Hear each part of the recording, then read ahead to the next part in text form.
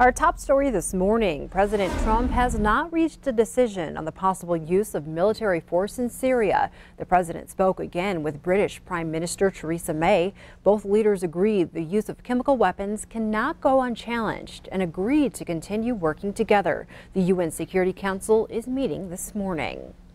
And after 9 days, the Oklahoma teacher walkout is ending. That, according to the state's largest teachers union. The move came after Oklahoma lawmakers passed the state's first major tax hikes in a quarter century that raised about $450 million in revenue for education.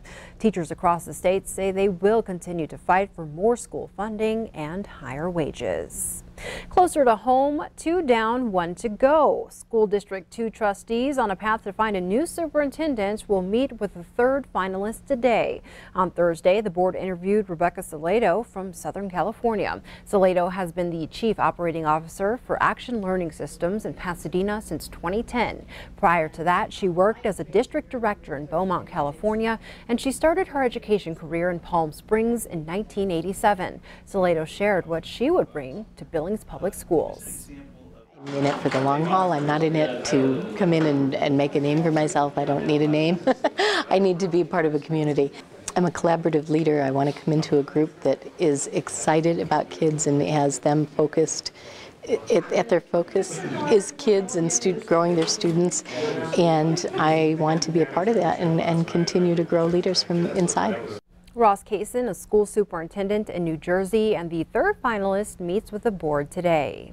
From the campaign trail, all 6 Democrat candidates vying for their party's nomination for Congress were in Billings to debate the issues. All are hoping to emerge from the upcoming June 5th primary as their party's choice to challenge Republican Congressman Greg Gianforte in November.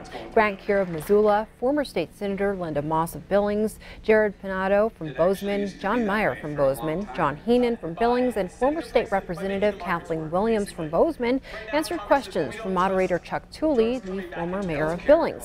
MSUB's College Democrats hosted last night's candidate forum held at the Babcock Theater downtown.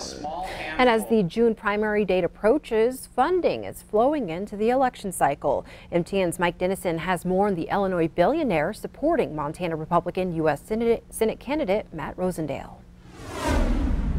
This month, a group called the Restoration PAC began running a TV ad in Montana criticizing Democratic U.S. Senator Jon Tester and praising Republican candidate Matt Rosendale, the state auditor.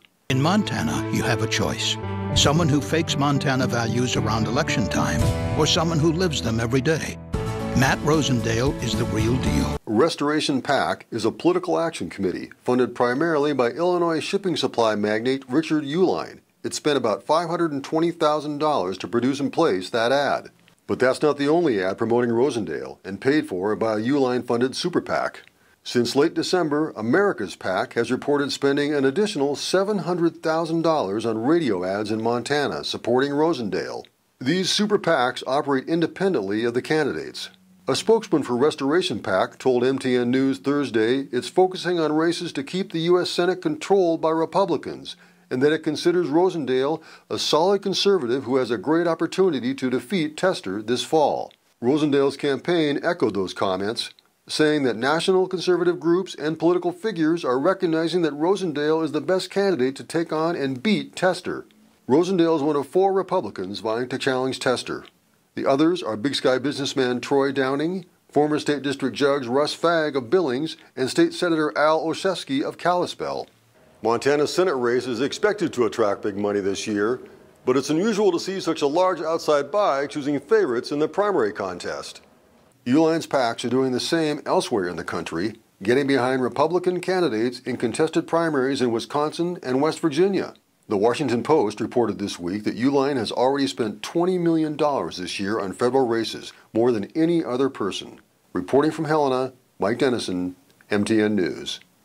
Now on to court news. Every room in a Missoula YMCA Learning Center must now be decontaminated after a daycare worker apparently blew methamphetamine smoke through the air vents. 30-year-old Autumn Hines is now charged with 3 felonies for allegedly contaminating the facility with toxic smoke. Charging documents state, among other items, police found a hard case that contained a glass pipe with what appeared to be meth residue and a plastic tube full of white crystals. Those white crystals tested positive for methamphetamine. Further tests revealed much more. The bathroom was then tested. The bathroom was positive for methamphetamine, and so was the air vent in the bathroom, which led the environmental tester and detectives to believe that she had been smoking methamphetamine and exhaling into the vent system to try and avoid detection. Unfortunately, what that did is it spread the methamphetamine throughout the whole building. Every room in the facility has now tested positive for methamphetamine. All of the children appear to have been exposed. Hopefully, none of them will test positive. Police say Hines admitted she had a drug addiction. The daycare director says Hines has been a full-time employee for 3 years and worked with infants. A Billings man stands accused of raping a teenage girl he met online. 21-year-old Jacob Eastman appeared in Yellowstone County Justice Court Thursday on 2 counts of rape. The victim told her mom and teacher in January that the assault happened last summer. The girl said she met Eastman online and told him her age. The girl said she left abruptly the first time they met up after Eastman began touching her in a sexual way. They later met up at the Heights Walmart and walked over to a baseball field. The victim says that's where Eastman raped her. During an interview with detectives, Eastman first denied knowing the girl, but later admitted he touched her leg. Authorities now believe a baby and her non-custodial mother, who are the subject of a missing endangered person advisory, are traveling by train. 9-month-old Aubriella Cordova was last seen in Fraser on April 6 when a BIA Social Services was granted custody of the baby and her mother fled with her. Authorities believe the mother, 28-year-old Edna Jones, took the girl to Minnesota by Amtrak. Both Jones and the baby tested positive for drugs. Anyone with information on their location is asked to contact the Roosevelt County Sheriff's Office. A Marr County man somehow escaped serious injury when his house exploded while he was home. Take a look at these pictures. First responders were called to the home north of White Sulphur early Wednesday morning. Crews were able to rescue the man, who surprisingly suffered only minor injuries. Unfortunately, the house is destroyed. The State Fire Marshal's office is investigating the cause of the explosion. And before we take a break, in between filling out college applications and studying for exams, a class of students at St. Labrie High School is operating a business. Q2's Asia Gore traveled to Ashland to bring us a story of Braves Inc. The work these students do in this room on St. Labrie's campus looks a lot like an art project.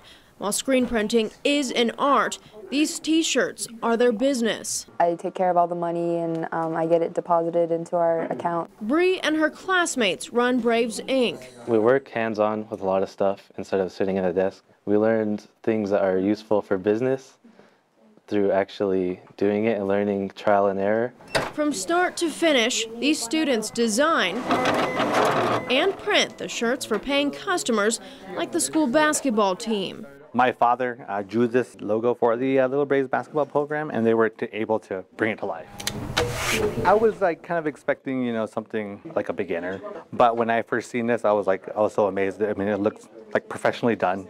It's super relieving to know that people actually like what we design, and people are appreciative and want to actually spend money on things that we make. Each student plays an important but different role. I've just been helping set up different cutters, different softwares on the computers. These students bring the design to life, but it doesn't stop there.